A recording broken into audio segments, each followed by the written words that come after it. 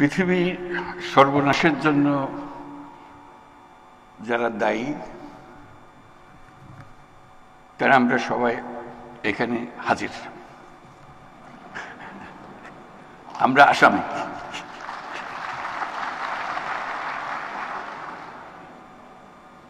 এবং পরিবেশ, বন, জলবায়ু মন্ত্রণালয়ের পক্ষ থেকে উপদেষ্টা রিজওয়ানা হাসান যেগুলো বলার চেষ্টা করলো যে কত ভীষণ রকম আমরা অপরাধী। আমাদের পুরনো কবিরা বলে গেছেন, সাগরের সব পানি যদি কালি হতো, বনের সব গাছ যদি কলম হতো, তাহলে এই অপরাধের বর্ণনা শেষ করা যেত না। এত অপরাধ আমরা করে যাচ্ছি প্রতিদিন। রিজওয়ানা হাসান তার কিছুটা করুণভাবে তুলে ধরল তার প্রচেষ্টার কথা। এই বিশাল যজ্ঞের মধ্যে মন্ত্রণালয়ের প্রচেষ্টা,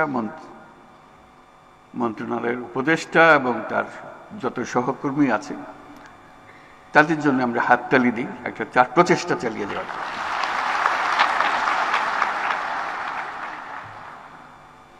এতে নতুন করে আমাদের পক্ষে যোগ দেওয়ার কিছু নাই, শুধু স্মরণ করা ব্যর্থতার কথা, অপর্যাপ্ততার কথা, অবজ্ঞার কথা, অবহেলার কথা। আজকে যে বিশেষ দিবস আমরা পালন করছি, সেই দিবসকে উপলক্ষ করে আমাদের গাফিলতিগুলো স্মরণ করা। বিসমিল্লাহির রহমানির রহিম। বিশ্ব পরিবেশ দিবস 2025 উপলক্ষে আজকের আয়োজনে উপস্থিত সকলকে আমার শুভেচ্ছা ও সালাম জানাচ্ছি। আসসালামু আলাইকুম। আজকের এই আয়োজন থেকে পরিবেশ মেলা, মাসব্যাপী জাতীয় বৃক্ষরোপণ অভিযান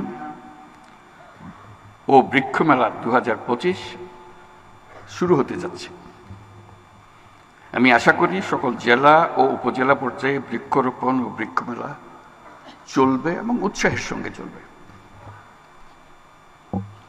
এই বছর বিশ্ব পরিবেশ দিবসের প্রতিপাদ্য হল এন্ডিং প্লাস্টিক পলিউশন। আজকের পৃথিবী নানান রকমের সংকটে জড়িত। যুদ্ধ বিগ্রহ, প্রযুক্তির ব্যাপক প্রসার, অপব্যবহার আমাদের সামনে নানা রকমের চ্যালেঞ্জ সৃষ্টি করেছে। কিন্তু সেই চ্যালেঞ্জটা আমরা এখনো অনেকে উপলব্ধি করতে পারছি না, সেটা হলো প্রকৃতির বিধ্বংসী রূপ। এটা প্রকৃতির দোষ না, আমাদের দোষ। আমরা মানুষ যারা এখানে বসবাস করি, প্রকৃতির সঙ্গে তাল মিলিয়ে চলার কথা, সেটা তাল মিলিয়ে না চলে উল্টো দিকে চলে। দোষটা প্রকৃতি না,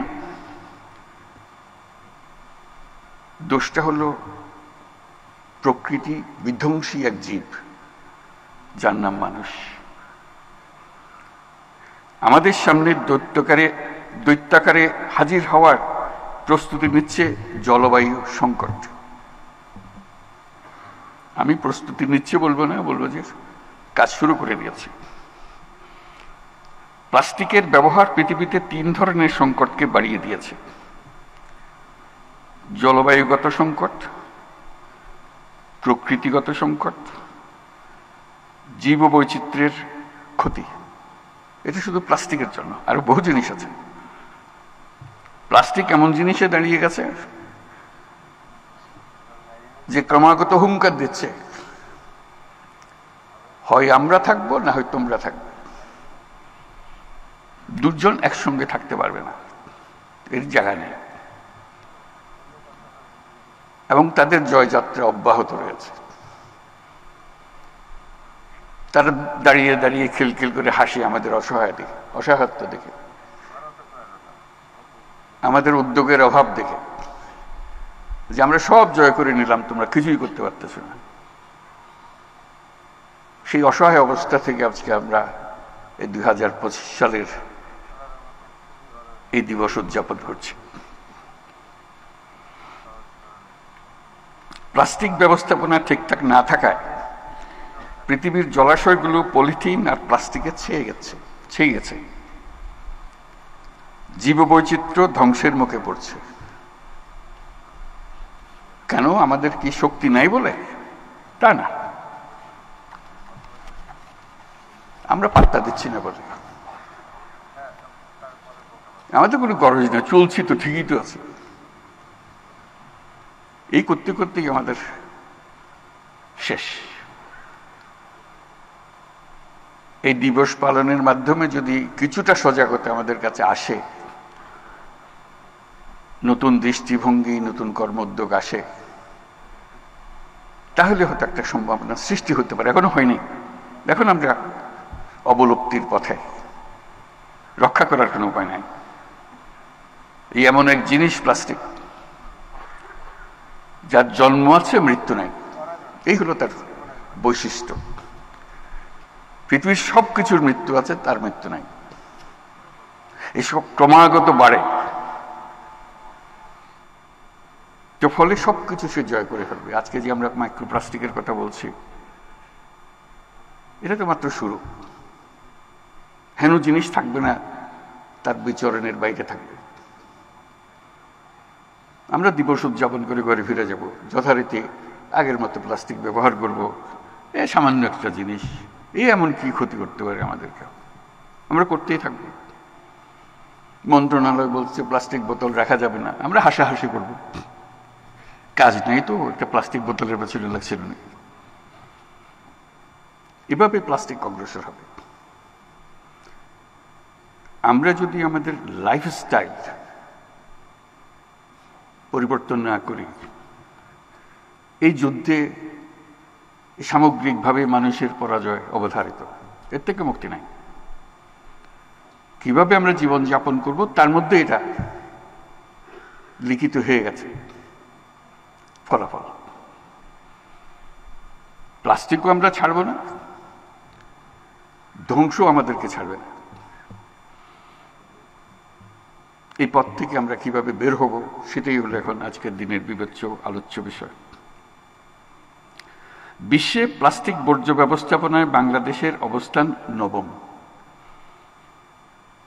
এতে খুশি হব নাকি নারাজ হব বুঝতে পারছি না। মানে কারো কোনো অবস্থান থাকবেই বা কেন এটার মধ্যে? এই জিনিসের জন্য আমরা কেন আত্মাহুতি দেব? পরিষ্কার আমরা সুইসাইডাল পথে আছি, আত্মাহুতির পথে আছি। এবং সেটা শুধু একদিনে বসে আনুষ্ঠানিকভাবে সবাই বসে আলাপ করে বাড়ি ফিরে যাব, যথারীতি আবার আমাদের জীবন চলতে থাকবে ধ্বংসের পথে। আমাদের দেশেই নদী, নালা, খাল, বিল, কৃষি জমি, গ্রাম ও নগরের আনাচে কানাচে পলিথিন আর প্লাস্টিকের ছড়াছড়ি আমরা সবাই জানি। কোনো কোনো নদীর নিচে তলদেশে 7-8 ফুট প্লাস্টিকের আস্তরণ পড়ে গেছে ইতিমধ্যে। এটা শুধু উদ্বেগজনক নয়, এটা ভয়ঙ্কর। এর চেয়েও ভয়াবহ বিষয় হচ্ছে মাইক্রোপ্লাস্টিক, যেটা খালি চোখে দেখা যায় না। একটু আগে রিজওয়ান আমাদেরকে বোঝালো, মায়ের দুধের মধ্যেও মাইক্রোপ্লাস্টিক। আর তার যাবার জায়গা আর কি বাকি রইল? শিশু জন্ম থেকে মাইক্রোপ্লাস্টিক নিয়ে জন্ম দিচ্ছে। কয়েকদিন আগে দেশের ইলিশ মাছের ভেতর মাইক্রোপ্লাস্টিকের অস্তিত্ব পাওয়া গেছে। সেটা তো একটা মাছ, আর বহু মাছ আছে। কাজে আমাদের আর দেরি করার সময় নেই। আমাদের এখনই জেগে উঠতে হবে যে এই সমস্যার সমাধান না হলে আমাদের অস্তিত্ব নাই। অন্তর্বর্তীকালীন সরকার দায়িত্ব গ্রহণ করেই পলিথিন শপিং ব্যাগের বিরুদ্ধে ব্যবস্থা নিতে শুরু করেছে। প্লাস্টিকের বহু রূপ, তার মধ্যে একটা রূপ হলো পানির বোতল। আমাদের মন্ত্রণালয় এটাকে একটা সিম্বল হিসেবে, তার বিরুদ্ধে প্রতিরোধ গড়ে তোলার সিম্বল হিসেবে এই আন্দোলনটা শুরু করেছে। হাসাহাসি হয়েছে, কিন্তু মানুষ অন্তত আলোচনায় আনতে বাধ্য হয়েছে কি হবে এটা দিয়ে। ভালো বিষয় হচ্ছে আমার কাছে যেটা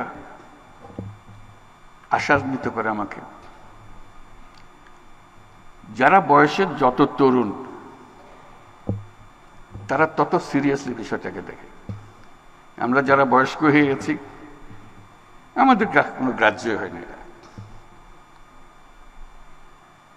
তরুণরা চিন্তা করছে, আমরা আশা করি আরো বেশি চিন্তা করবে। এই পৃথিবীতে তাদের বেঁচে থাকতে হলে এই হলো তাদের 1 নম্বর শত্রু। দ্বিতীয় শত্রু কোথায় কিভাবে আসবে জানি না, এটার থেকে মুক্তি না পেলে আর বাকিগুলোর প্রশ্ন ওঠে না।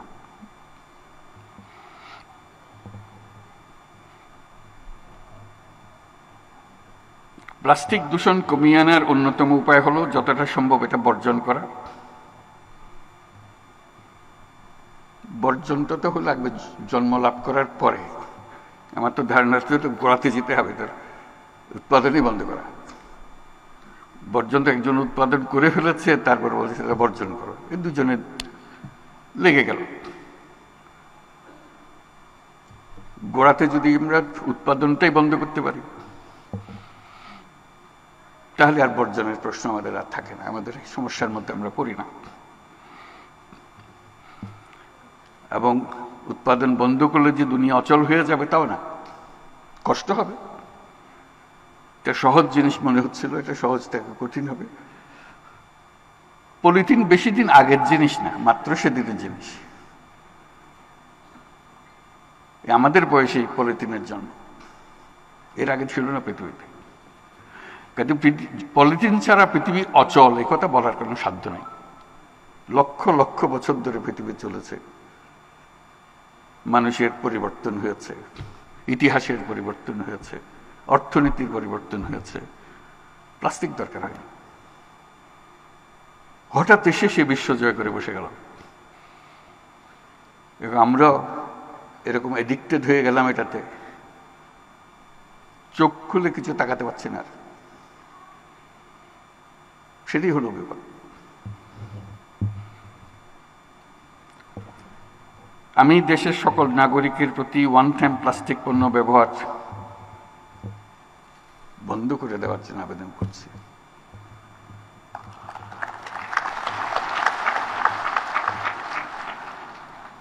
আমরা একটা পদ্ধতি তরুণদের জন্য শুরু করেছিলাম, সেটা বলতে পারি জিরো ওয়েস্ট এর পদ্ধতি হিসেবে। সপ্তাহে যদি 7 দিনের মধ্যে 7 দিনই প্লাস্টিক ব্যবহার করি, আমার প্রথম কমিটমেন্ট হলো নিজের কাছে, আজকে থেকে আমি 1 দিন কমিয়ে ফেলবো। 6 দিন করবো, 1 দিন করবো না। ওই দিন আমার প্লাস্টিক ফ্রি ডে। তরুণরা এটা সহজে বোঝে যে একটা দিন আমি পারি। তো একটা দিনে যদি তুমি পারো এস্টাবলিশ করতে পারো, ওই একটা দিন শনিবার আমি প্লাস্টিক ব্যবহার করি না, কোনো রকমের প্লাস্টিক ব্যবহার করি না, তাহলে চেষ্টা করো শনি আর রবি 2 দিন করতে পারো কিনা। ক্রমে ক্রমে 7 দিনে যাওয়া, স্টেপ বাই স্টেপ যদি অভ্যস্ত হও, সতর্ক হও, তাহলে হয়তো হয়ে যেতে পারে। কিন্তু সিদ্ধান্তটা লাগবে। সিদ্ধান্ত ছাড়া ওই পথ কঠিন পথ।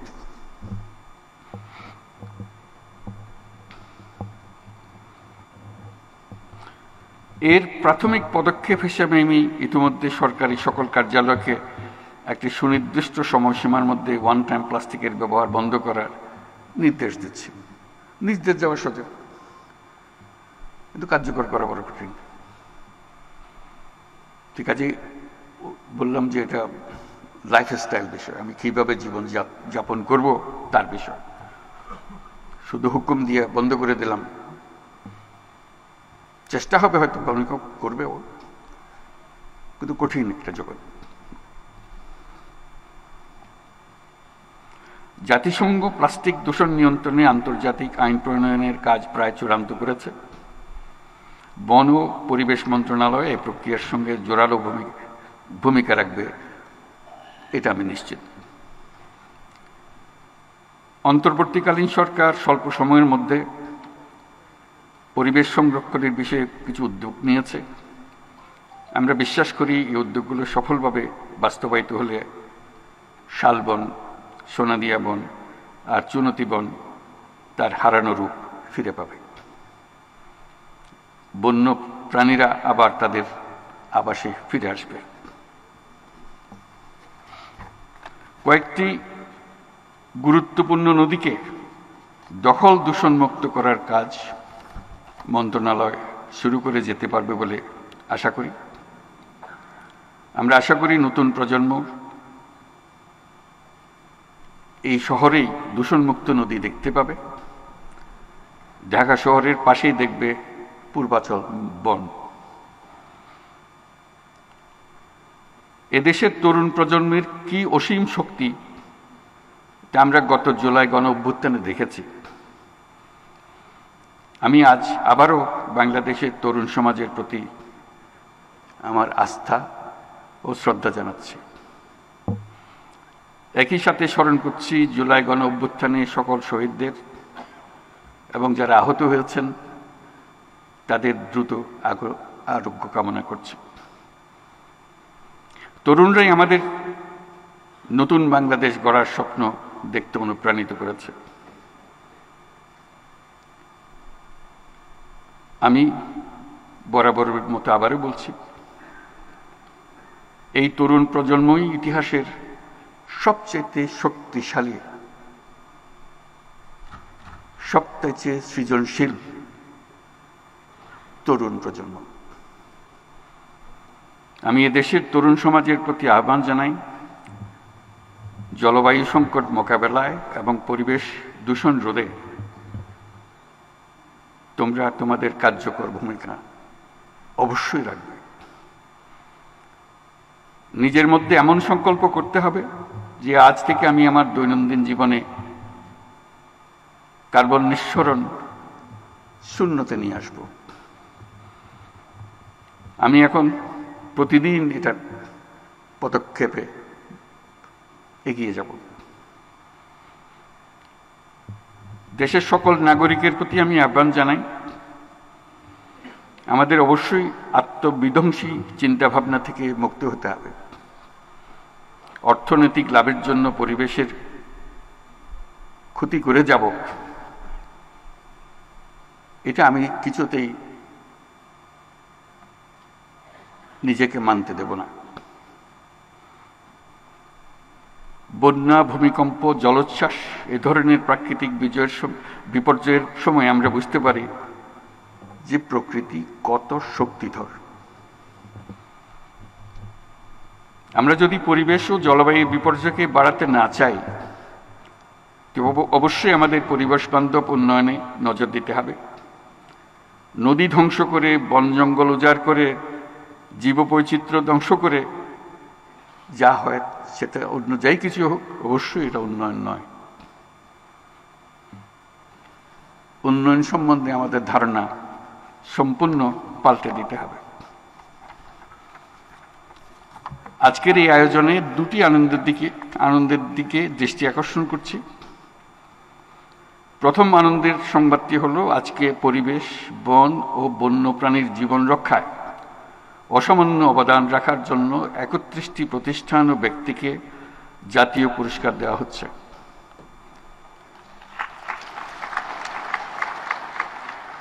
আমি তাদেরকে অভিনন্দন জানাচ্ছি। আমরা সবাই মিলে আবার হাততালি দিয়ে, জোরে হাততালি দিয়ে অভিনন্দন জানাচ্ছি। আমার কাছে তারা প্রাতঃস্মরণীয় ব্যক্তিত্ব।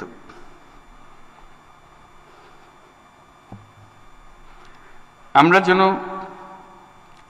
তাদের পদাঙ্ক অনুসরণ করতে পারি, আমাদের সন্তানরা যেন তাদের পদাঙ্ক অনুসরণ করতে পারে, তার প্রতি দেশের সকল মানুষের দৃষ্টি আকর্ষণ করছে। দ্বিতীয় আনন্দের বিষয়টি হচ্ছে আজকের এই আয়োজন এই অনুষ্ঠানের মধ্যেই শেষ হয়ে যাচ্ছে না, বরং আজকে থেকে শুরু হচ্ছে পরিবেশ মেলা, মাসব্যাপী জাতীয় বৃক্ষরোপণ অভিযান ও বৃক্ষ মেলা 2025 সালের কর্মসূচি। এবারের বৃক্ষমেলার প্রতিপাদ্য হচ্ছে পরিকল্পিত বনায়ন করি, সবুজ বাংলাদেশ গড়ি। বৃক্ষরোপণ ও বৃক্ষমেলা চলবে সকল জেলা এবং উপজেলা পর্যায়ে। আমি আশা করি বন বিভাগ জেলা প্রশাসকদের সাথে সমন্বয় করে উৎসব মুখরভাবে মেলা ও গাছ লাগানোর কর্মসূচি আয়োজন করবে। আজকের এই সম্মেলন থেকে সবার উপস্থিতিতে আমি পরিবেশ মেলা, বৃক্ষ মেলা ও বৃক্ষরোপণ অভিযান 2025-এর শুভ উদ্বোধন ঘোষণা করছি।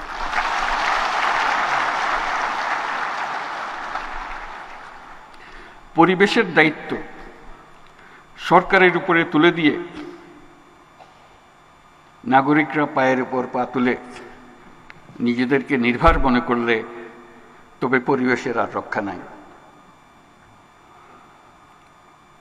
পরিবেশের প্রথম সবক হচ্ছে আমার পরিবেশ আমাকে রক্ষা করতে হবে, আর কেউ এসে রক্ষা করে দিয়ে যাবে না, এর কোনো বিকল্প নেই। এখন আমাদের হয়ে গেছে পুরোটাই উল্টা। সরকার ক্ষীণস্বরে মাঝে মাঝে মনে করিয়ে দিয়েছে অথবা আমরা আমাদের পরিবেশ, সরকার মাঝে মাঝে ক্ষীণস্বরে আমাদের মনে করিয়ে দিচ্ছে যে আমরা আমাদের পরিবেশ ধ্বংস করে ফেলছি। সাবধান হন, নাগরিকরা মনে করে যাচ্ছে পরিবেশটা একটা শৌখিন ব্যাপার। বিদেশিদের তাগিদে সরকারকে মাঝে মাঝে এটা নিয়ে সভা সমিতি করতেই হয়। আমরা আসল ব্যাপারটাই হারিয়ে ফেলি। আমাদের দৈনন্দিন জীবনে প্রতি মুহূর্তে মনে রাখতে হবে জীবন বাঁচাতে হলে পরিবেশ বাঁচাতে হবে, এর কোনো বিকল্প নেই। আমি কোনো রকমে অসুখ বিসুখ নিয়ে জীবন কাটাতে পারলেও আমার সন্তানরা বেঁচে থাকতে পারবে না, কারণ আমি তাদের বেঁচে থাকার মূল অবলম্বনটি ধ্বংস করে দিয়েছি।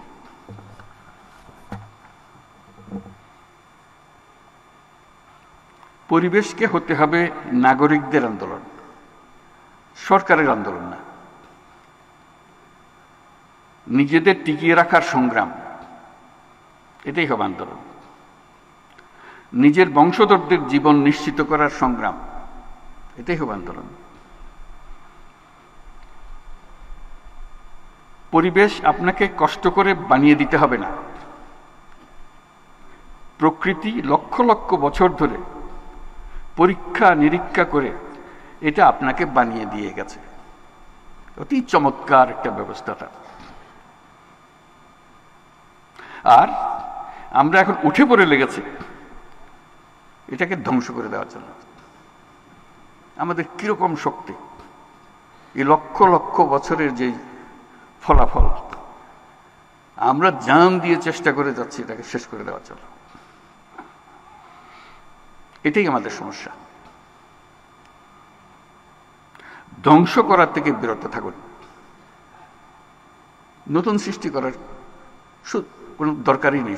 প্রকৃতি আমাদেরকে দিয়ে দিয়েছে সবকিছু। এই ধ্বংস থেকে বিরত থাকলেই আমরা এই সুন্দর পৃথিবী উপভোগ করতে পারব। আমরা গাছ লাগানোর উৎসব করছি, একটু আগে ঘোষণা করলাম, তো ভালো কথা। তার সঙ্গে গাছ কাটা বন্ধ করার অভিযানটাও চালাতে হবে।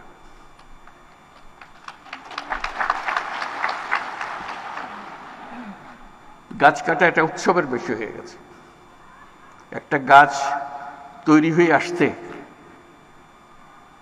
কি একটা প্রক্রিয়ার মাধ্যমে বছরের পর যাকে তৈরি হতে হয়েছে। আমরা মুহূর্তের একটা সিদ্ধান্তে এটাকে কেটে ফেলছি অবলীলাক্রমে। এটা কেন এখানে হয়েছিল, তার কি প্রতিদান আমরা পেয়েছি, কিছুই চিন্তা ভাবনা নাই, মনে হয়েছে কেটে ফেলেছি। প্লাস্টিক পরিবেশের বিষ।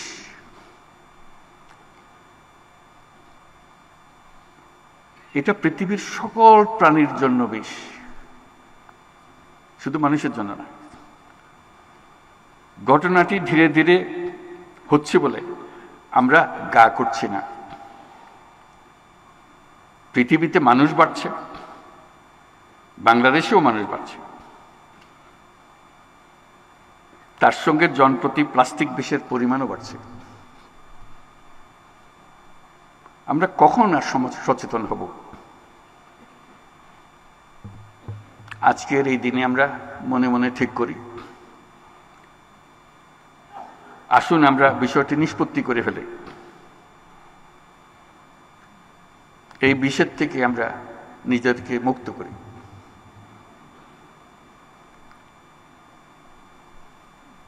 এই আবেদন জানিয়ে আমার কথাগুলো শেষ করলাম। আমার কথাগুলো শোনার জন্য সবাইকে ধন্যবাদ জানাচ্ছি।